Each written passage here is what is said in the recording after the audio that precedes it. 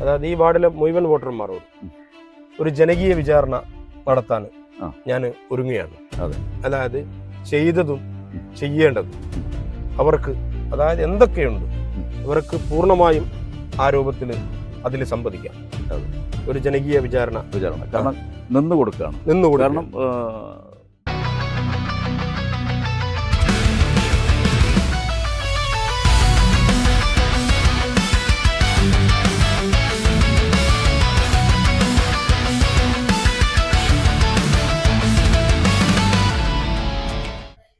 ഒരു വിവാദമായ ഒരു പ്രശ്നം ഉണ്ടായിരുന്നു.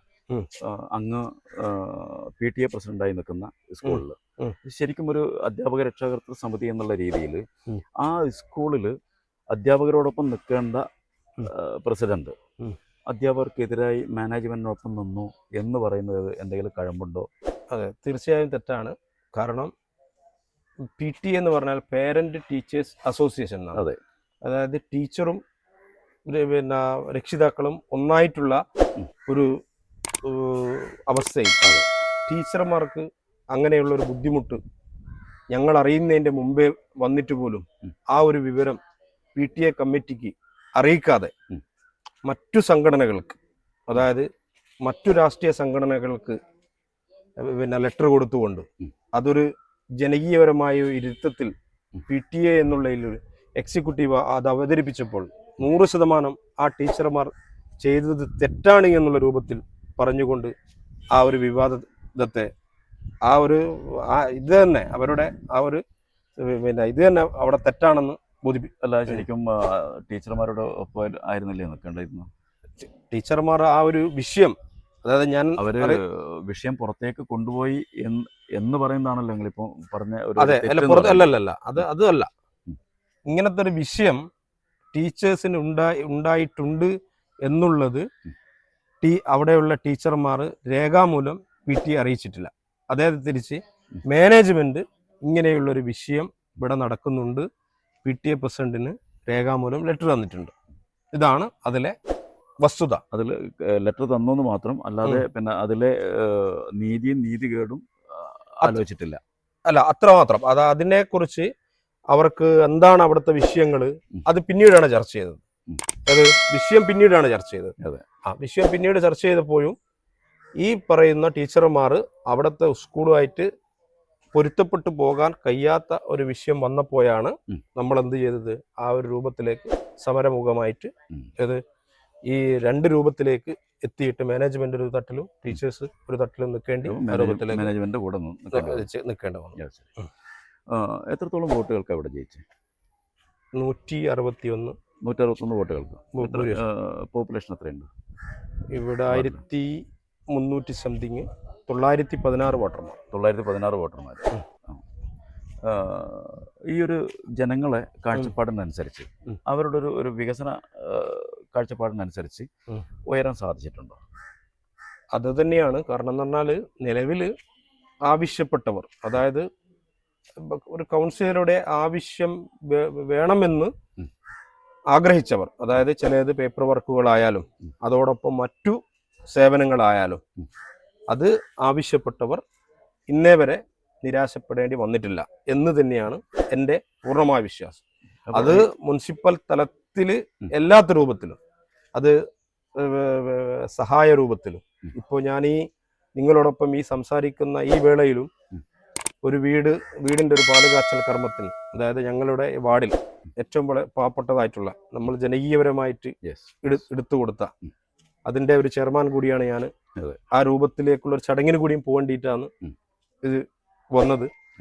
അപ്പോൾ അത്രത്തോളം മറ്റു പല കാര്യങ്ങളിലും, കാരണം ഞാൻ മലബാർ ഗോൾഡിലായിരുന്നു വർക്ക് ചെയ്തത്. ആ സമയങ്ങളിൽ തന്നെ ചാരിറ്റി, മലബാർ ഏറ്റവും കൂടുതൽ ചാരിറ്റി ചെയ്യുന്നൊരു സംഘടനയാണെന്ന് അറിയാം. ആ സമയങ്ങളിൽ ഈ പ്രദേശത്തുള്ളവർക്ക് തന്നെ ആദ്യമേ ഇവിടെ പിന്നെ അവരുടെ ചാരിറ്റിയിലുള്ള സംഭവങ്ങളൊക്കെ എത്തിക്കാൻ എനിക്ക് കഴിഞ്ഞിട്ടുണ്ട്. ഈ മുസ്ലിം ലീഗ് എന്ന പാർട്ടിയിൽ യുവാക്കൾക്ക് ഒരു പ്രാധാന്യത്തില്ല, അവരെ വളർത്താനുള്ള ഒരു ശ്രമം മുതിർന്ന നേതാക്കളുടെ ഭാഗത്ത് ഇല്ല എന്നുള്ളത് ഒരു ആരോപണം തന്നെയാണ്. അതിനെക്കുറിച്ച് എന്താ അഭിപ്രായം? അത് പൂർണ്ണതയോടെ പറയുന്നതിലോട് വിയോജിപ്പുണ്ട്. യൂത്ത് കാരണം ലീഗിന് പ്രാധാന്യം നൽകുന്നുണ്ടോ?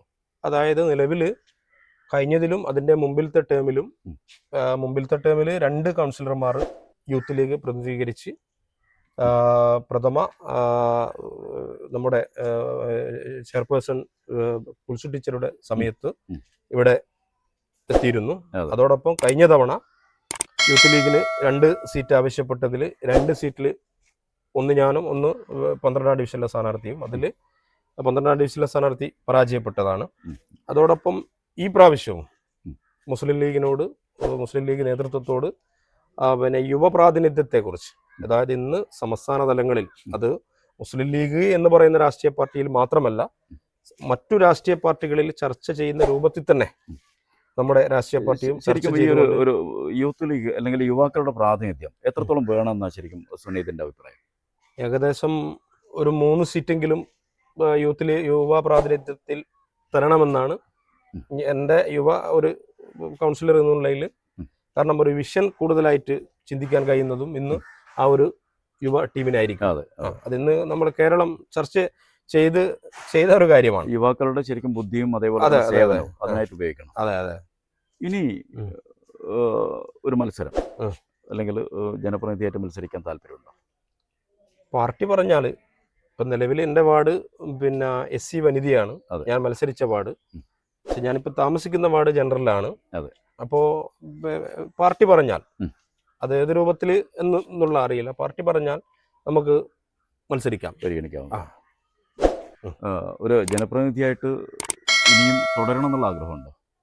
അങ്ങനെ അതായത് ആരോപത്തിലേക്കല്ല. കാരണം പിന്നെ ജനപ്രതിനിധികൾ എന്ന് പറയുമ്പോൾ കാരണം ജനങ്ങൾക്ക് സേവനം ചെയ്ത് കൊണ്ടുപോകുന്നത്, അത് എനിക്ക് തോന്നുന്നുണ്ടെങ്കിൽ ഞാൻ പയ്യോളി മുനിസിപ്പാലിറ്റിയിൽ ഞാൻ കൗൺസിലർ ആവാത്ത 5 വർഷവും കമ്മ്യൂണിറ്റി കിച്ചൻ്റെ പൂർണ്ണ ഉത്തരവാദിത്വം പയ്യോളി മുനിസിപ്പാലിറ്റി എനിക്കായിരുന്നു ഏൽപ്പിച്ചു തന്നത്.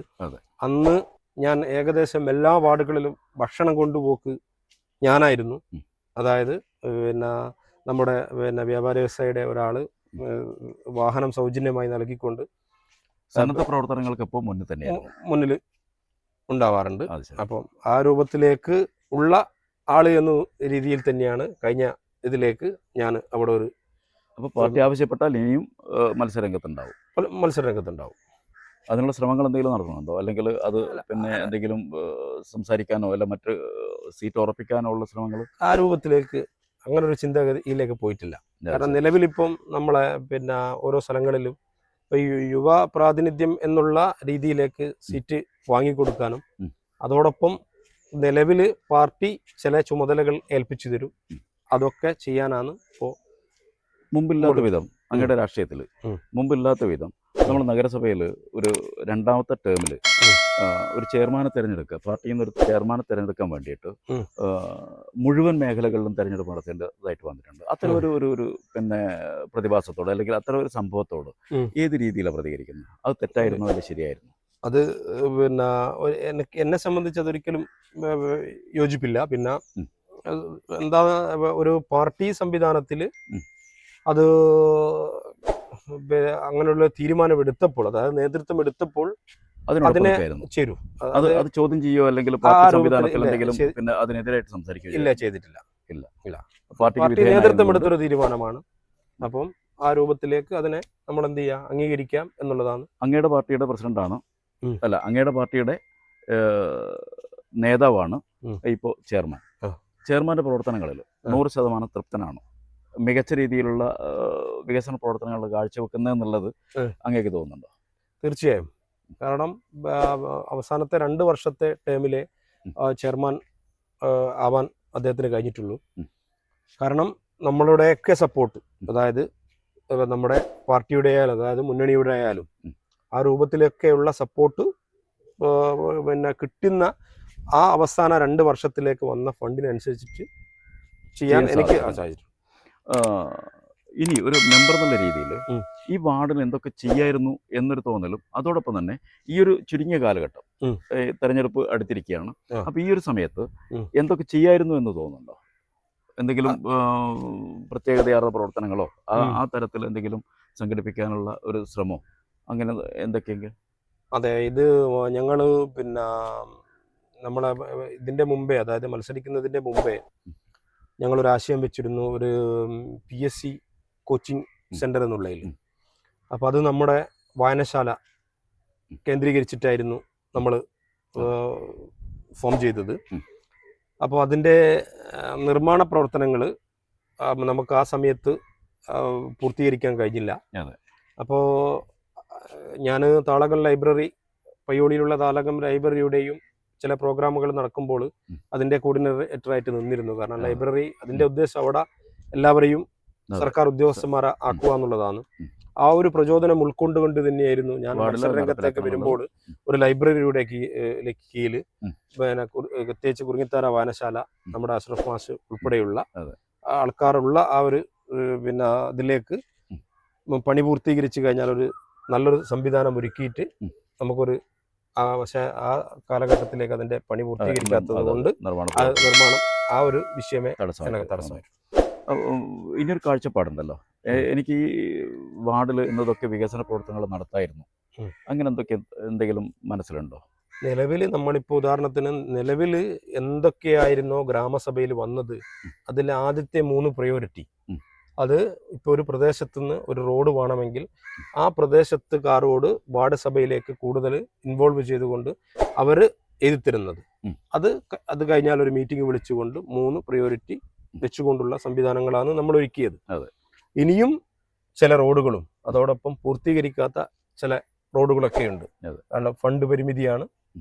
പിന്നെ അതെത്രത്തോളം നമുക്കറിയാം, ഒരു എല്ലാവർക്കും നഗരസഭ വികസനം എന്ന് പറയുമ്പോൾ എല്ലാവർക്കും ഒരേപോലെ ഡിവൈഡ് ചെയ്ത് കൊണ്ട് കൊടുക്കുന്നൊരു ഇതാണ്. അപ്പോൾ അതോടൊപ്പം തന്നെ പിന്നെ ഒരു പുതിയൊരു പരിപാടി ഞങ്ങളുടെ മനസ്സിലുണ്ടെന്ന് ഒന്ന് രണ്ട് പേർ പറഞ്ഞു കേട്ടു. കാരണം എന്ന് പറഞ്ഞാൽ സ്വയം വിചാരണ ചെയ്യപ്പെടുന്ന നിന്ന് കൊടുക്കുക. അതെ.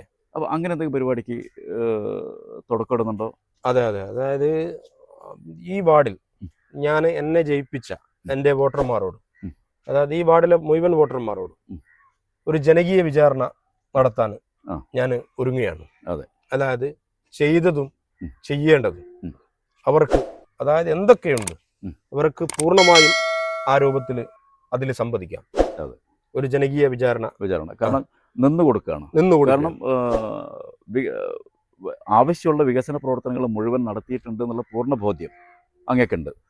നിലവിൽ എനിക്ക് തന്ന ഫണ്ടിൽ വാർഡ് സഭയിൽ കൂടെ വന്ന കാര്യങ്ങൾ ചെയ്യാൻ കഴിഞ്ഞിട്ടുണ്ട്. അല്ല, ഒരു ജനപ്രതിനിധി എന്നുള്ള നിലയ്ക്ക് വിചാരണയ്ക്ക് നേരിടാൻ തയ്യാറാകുമ്പോൾ, അതെ, വിചാരണ നേരിടാൻ തയ്യാറാകുമ്പോൾ പൂർണ്ണ ബോധ്യം ഉണ്ടാവുമല്ലോ ഞാൻ ഇന്നതൊക്കെ ചെയ്തിട്ടുണ്ട്. ആ ഒരു ബോധ്യം ഉള്ളത് കൊണ്ടാണ് ജനകീയ വിചാരണയ്ക്ക് കൊടുക്കുന്നത്. ജനകീയ വിചാരണക്ക് നിന്ന് കൊടുക്കുന്നത്. കുടുംബം എങ്ങനെയാണ് രാഷ്ട്രീയത്തോട്? അതായത് എൻ്റെ കുടുംബം പൂർണ്ണമായും മുസ്ലിം ലീഗ് ഫാമിലി കുടുംബമാണ്. ബാപ്പ ലീഗിന്റെ അസീസാജി, പിന്നെ മുസ്ലിം ലീഗിന്റെ പയ്യോളി മുനിസിപ്പൽ ട്രഷററായിരുന്നു. ഇപ്പം സുഖമില്ലാത്തത് കൊണ്ട് റെസ്റ്റിലാണ്. അതേപോലെ ഉമ്മ കഴിഞ്ഞതിന്റെ മുമ്പിലത്തേതിൽ മത്സരിച്ചിട്ടുണ്ട്. അത് ശരി. അപ്പോൾ ആ ടേമിൽ ഉമ്മ ആയിഷ, പിന്നെ അതേപോലെ ആ ഒരു ടൈമിൽ തന്നെ ഉപ്പ പഞ്ചായത്ത് ഭാരവാഹി, ഉമ്മ വനിതാ ലീഗിന്റെ ഭാരവാഹി, ഞാനൊരു MSFന്റെ, ആ ഒരു വളരെ അപൂർവമായ ഒരു ഫാമിലി. ഞങ്ങള് വിദ്യാർത്ഥി രാഷ്ട്രീയത്തിലൂടെ തന്നെയാണ് ലീഗിലേക്ക് അല്ലേ? അതെ. അങ്ങനെ പിന്നെ എന്താ പറയാ, എടുത്തു പറയാൻ പറ്റുന്ന രാഷ്ട്രീയ ജീവിതത്തിൽ എടുത്തു പറയാൻ പറ്റുന്ന എന്തെങ്കിലും വിഷയമുണ്ടോ? അതായത് MSF കാലഘട്ടങ്ങളിൽ ഹൈസ്കൂൾ തലങ്ങളിൽ MSFന്റെ ലീഡറായിരുന്നു. അത് കഴിഞ്ഞ് പിന്നെ പഞ്ചായത്തിന്റെ MSFന്റെ പ്രസിഡന്റായി. അത് കഴിഞ്ഞ് നിയോജക മണ്ഡലം MSFന്റെ പ്രസിഡന്റായി. പിന്നെ ജില്ലാ MSFന്റെ ഭാരവാഹിയായി. അത് കഴിഞ്ഞ് ഇപ്പോൾ MSF വിട്ടതിന് ശേഷം ഇപ്പോൾ നിലവിൽ യൂത്ത് ലീഗിന്റെ ഭാരവാഹിയാണ്. അപ്പം മറ്റൊരു ഇതെന്ന് പറഞ്ഞാൽ, ഞാൻ ഉദാഹരണത്തിന് എൻ്റെ ഒരു സാന്നിധ്യം എവിടെയുണ്ട് അവിടെ ഞാനൊരു ഭാരവാഹിയോ എന്തെങ്കിലും ആയിരിക്കും. ഞാനൊരു കച്ചവടം ചെയ്യുന്നുണ്ടെങ്കിൽ അവിടെ ഒരു വ്യാപാര വ്യവസായത്തിന്റെ ലീഡർ ആയിരിക്കും. എൻ്റെ മകൻ അവിടെ പഠിക്കും, അവിടെ ഒരു PTA പ്രസിഡന്റ് ആയിരിക്കും. രാഷ്ട്രീയത്തിലാണെങ്കിൽ അവിടെ ഒരു കൗൺസിലർ, ഒരു ലീഡർ ആയിരിക്കും. അപ്പോൾ ശരിക്കും എവിടെ എത്തിപ്പെടുന്നോ അവിടെ ഒന്നാമതെത്താൻ ശ്രമിക്കാറുണ്ട്. അപ്പോൾ പിന്നെ ഈ ഒരു പ്രവർത്തനങ്ങളൊക്കെ നടത്തുമ്പോൾ ഈ ഭാര്യ കുട്ടികൾ ഇവരെ സപ്പോർട്ട് എങ്ങനെയാണ്? ഭാര്യ ടീച്ചറാണ്, കണ്ണകുളം സ്കൂളിലെ ടീച്ചറാണ്. അത് ശരി. പേര് പറയ്. സപ്പോർട്ട് ബുഷ്ര. ആ. 3 മക്കളാണ്. അതെ. ഒരാൾ 10ാം ക്ലാസ്സിൽ പഠിക്കുന്നു, ഒരാൾ പിന്നെ 6ാം ക്ലാസ്സിൽ ഇസ്ലാമിക് അക്കാദമിയിൽ പഠിക്കുന്നു, മകള്, അതെ. മകന് LKG പഠിക്കുന്നു. അപ്പം പൂർണ്ണമായും രാഷ്ട്രീയത്തോട് എനിക്ക് തോന്നുന്നില്ല ഒരു ഭാര്യമാരും സപ്പോർട്ട് ചെയ്യുമോ എന്നുള്ളത്. അതെ. അപ്പോൾ കാരണം അങ്ങക്ക് കിട്ടുന്ന ഒരു പിന്തുണ എങ്ങനെയാണ്? അതായത് അവർക്ക് എന്താ പറയാ, രാഷ്ട്രീയത്തോട് കൂടുതൽ ഇതില്ലാത്തൊരു ഫാമിലിയാണ്. അതെ അതെ. ഒരു അറിഞ്ഞും അഡ്ജസ്റ്റ്മെന്റും ചെയ്ത് യെസ് പോവുക എന്ന് മാത്രമേ. അതെ, പൂർണ്ണമായി യോജിപ്പില്ല, എന്നാലും അതെ, അതെ, ഭർത്താവ് നടക്കുന്ന വഴിയെ തെളിക്കാൻ. അതെ അതെ അതെ.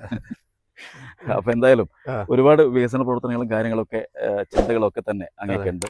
ഇതൊക്കെ നടപ്പിലാക്കാൻ അങ്ങേക്ക് സാധിക്കട്ടെ. രാഷ്ട്രീയത്തിൽ വളരെ നല്ല ഉയരങ്ങളിലേക്ക് എത്താൻ സാധിക്കട്ടെ എന്ന് ആശംസിക്കുന്നു. നന്ദി. Thank you.